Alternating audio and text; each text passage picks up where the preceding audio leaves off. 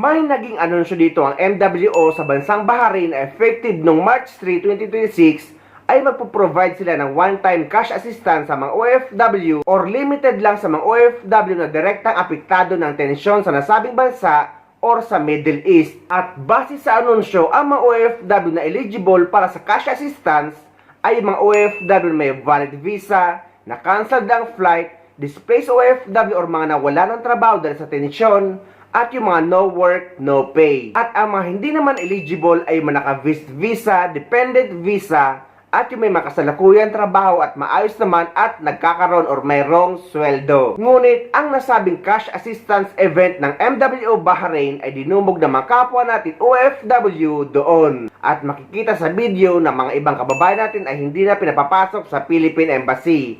At yung ibang mga OFW naman ay kahapon pa daw na nandoon at pinabalik na lang kinaumagahan.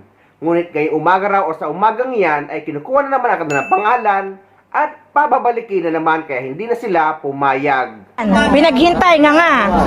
Kukunin namin yung numbers nyo, resident o tatawagin namin kayo. Kailan? Pupuntahan kayo ng embahada. Baka mamaya nabombo na kami, hindi pa kayo nagbibigay. Sinabi nyo na yan dati nung may pandemic, tatawag.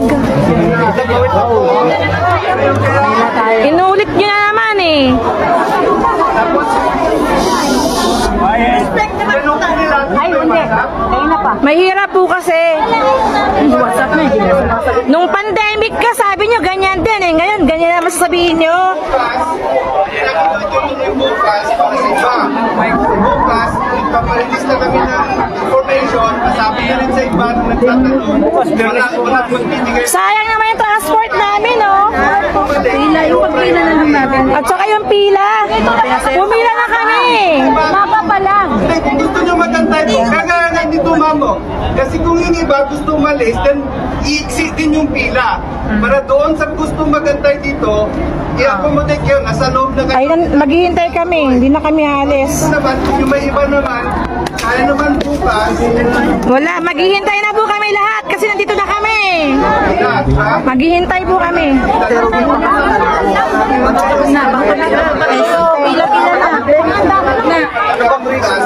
Patigil na rin namin. Bakit po kasi matagal magpapasok? Ano po, sir?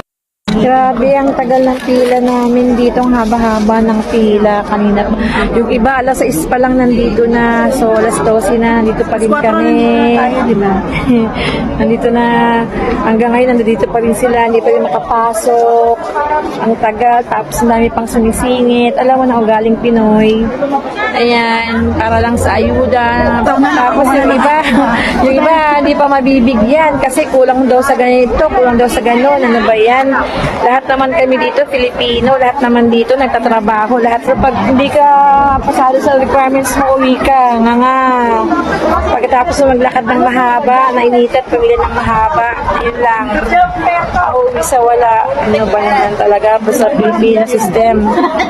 Reset.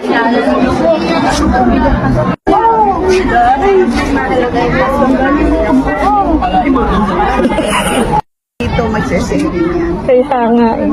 Baka special selling yun sa kanila. Oo, hindi ko alam. Hindi ganyan masaya. My love, nagbibigay ako sa'yo ng ano.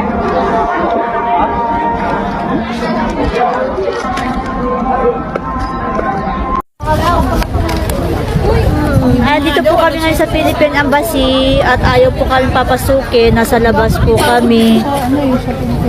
Kaya nga, itawag po kay Rafi Tulfo po, no? Manawag.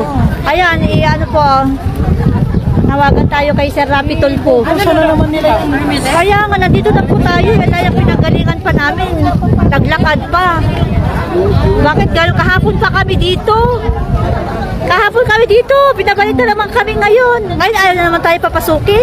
Hindi, yung mga iba nakapasok. Nakapasok. Ano yun? May Pinapapasok ko. bakit ganon? Nakakuha na sila. Kaya nga, bakit ganon? Unfair naman yun.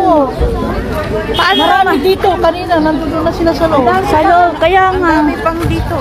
Nakakaawa naman tayo. Diyos ko, papasukin nyo naman kami. Kaya nga, huwag naman ganun. Napapasok kayo ng iba, tapos kami, hindi nyo kayo papapasukin. Dapat itong mga nag-organize dito, dapat sila dito. Kaya nga po eh. Ayan, pila na daw tayo doon.